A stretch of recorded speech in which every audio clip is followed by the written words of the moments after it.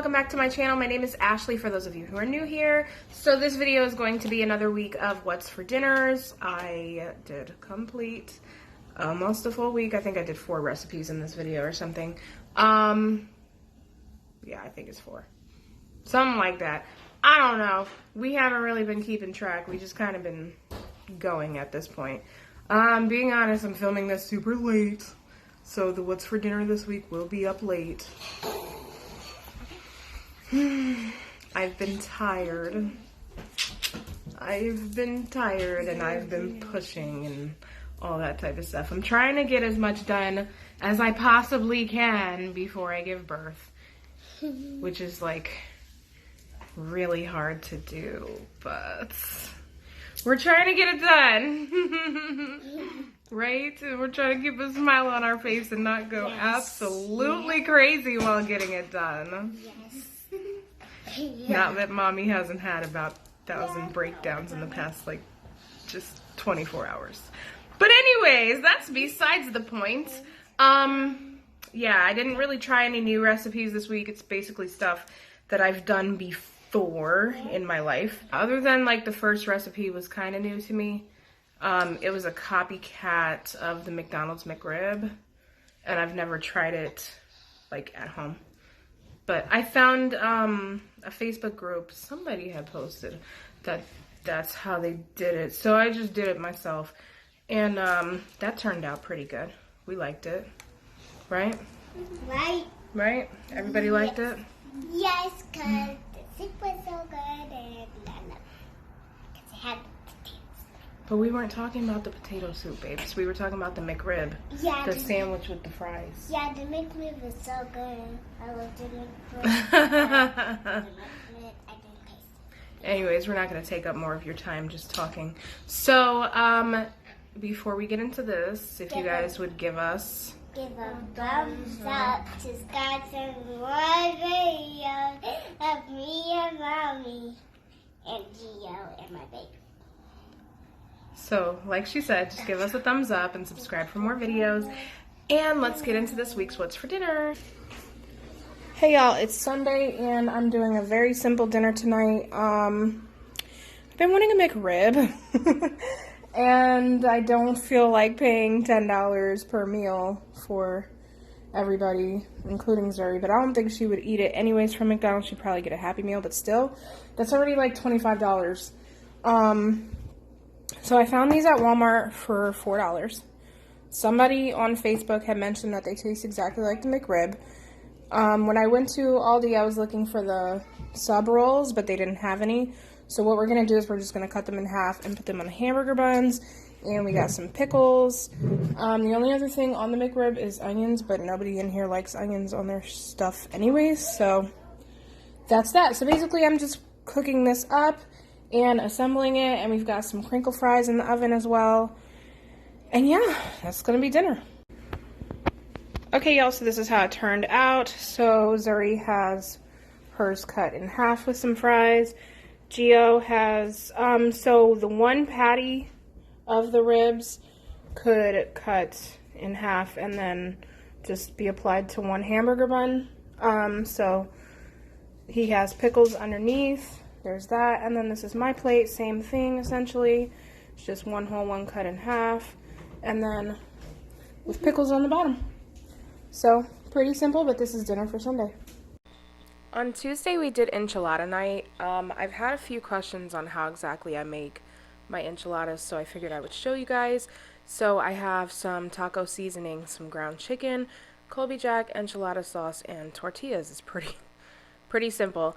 But I start by browning up my ground chicken, and then to that, I'm going to add the taco seasoning, as well as just a little bit of water, as if you were making tacos, like the directions on the back of the taco mix. And I'm going to let that cook up until it kind of blends together.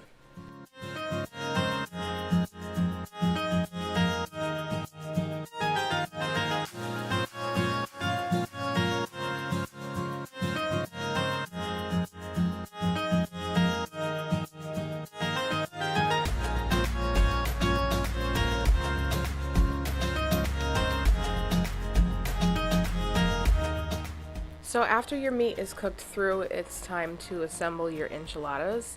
So I'm starting by opening up a can of the enchilada sauce, and I'm just going to pour about half of that can into the bottom of the pan. Maybe a little bit less than half, to be honest. Yeah, probably a bit less than half. I'm taking one tortilla and spreading some meat and some cheese on it, and I am rolling it up, and that's pretty simple. That's how you would assemble it, and I just do that until the pan is full or I'm out of tortillas, or whichever happens first.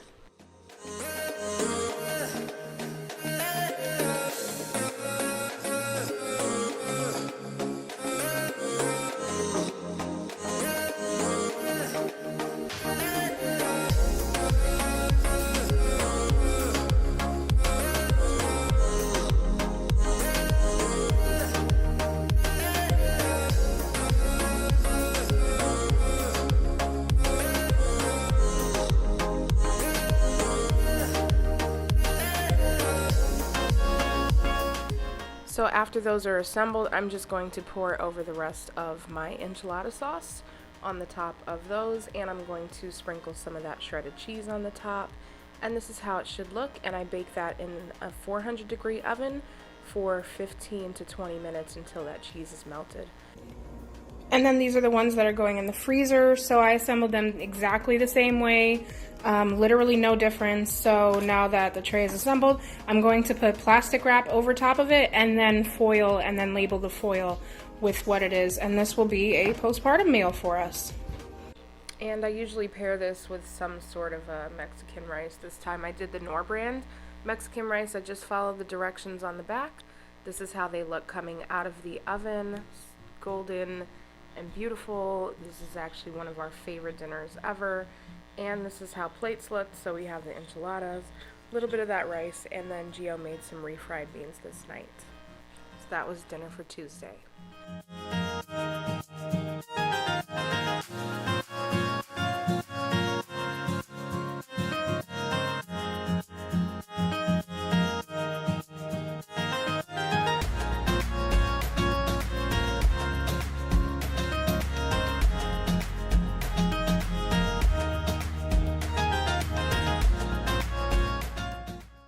On Wednesday, I did a very easy potato and ham crock pot soup that I haven't done in a very long time. So I'm starting off with this bag of hash browns with the onions and peppers, so I didn't have to dice any vegetables.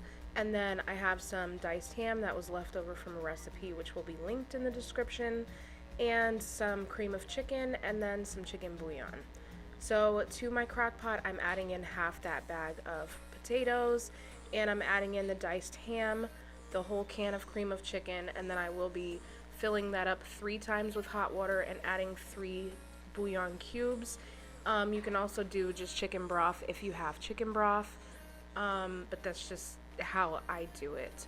Then you're going to season this with some garlic powder, some onion powder, and some black pepper. No salt, because the ham is salty and you want to wait until the end to add salt if you need it. And then you're going to put your crock pot on low for 7 hours or high for 4 hours.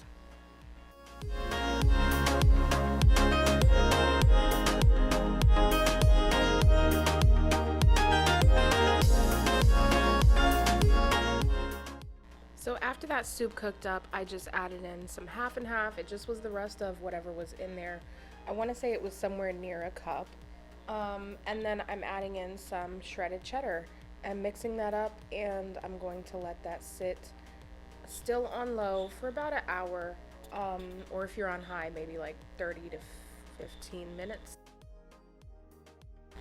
So this is a very easy, very hands-off soup for the most part.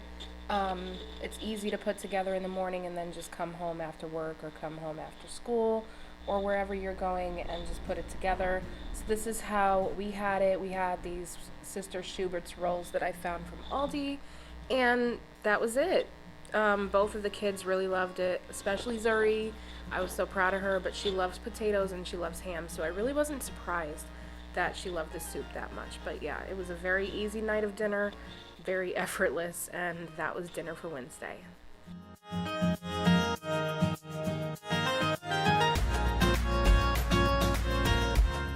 On Friday, I did a tuna noodle casserole. We haven't had this in a while, so I kind of was craving it.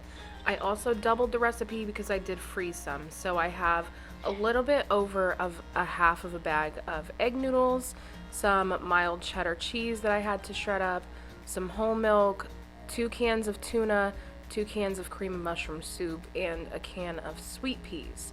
So I'm just going to quickly walk the process through for anybody who's never made this or just wants to know how I make mine.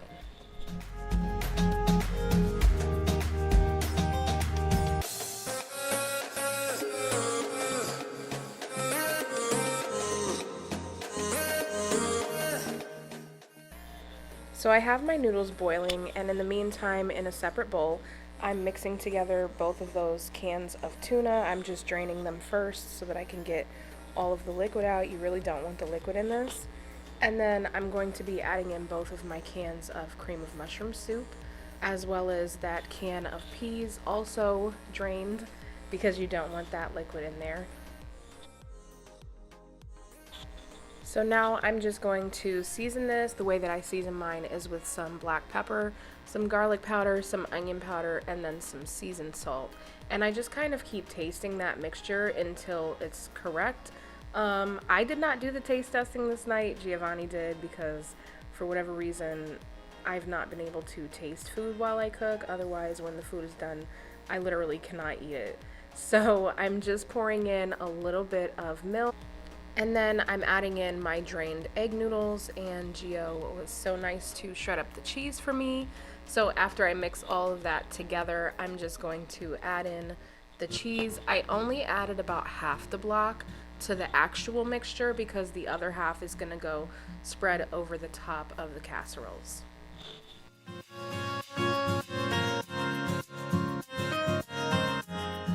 So I like to do this in a round dish usually. I have done it in a square dish. I don't know why, just aesthetically I think it looks better in a round dish. But I just grease this with some cooking spray and then pour in that mixture. The rest of it is just going into the little tin tray that I do for the postpartum meals. Spray that as well, but I do not bake it before freezing it. I literally just leave it like that.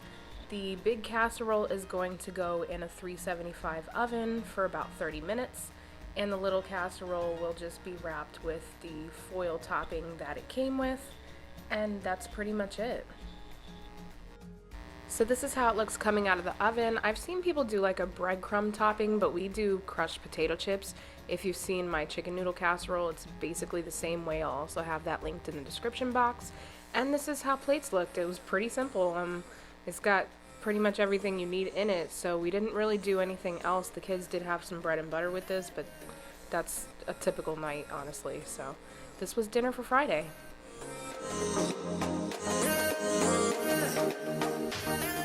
Alright everybody, so I hope you guys enjoyed that. Thank you so much for being here, and we will see you guys in the next video. Bye everybody. Bye.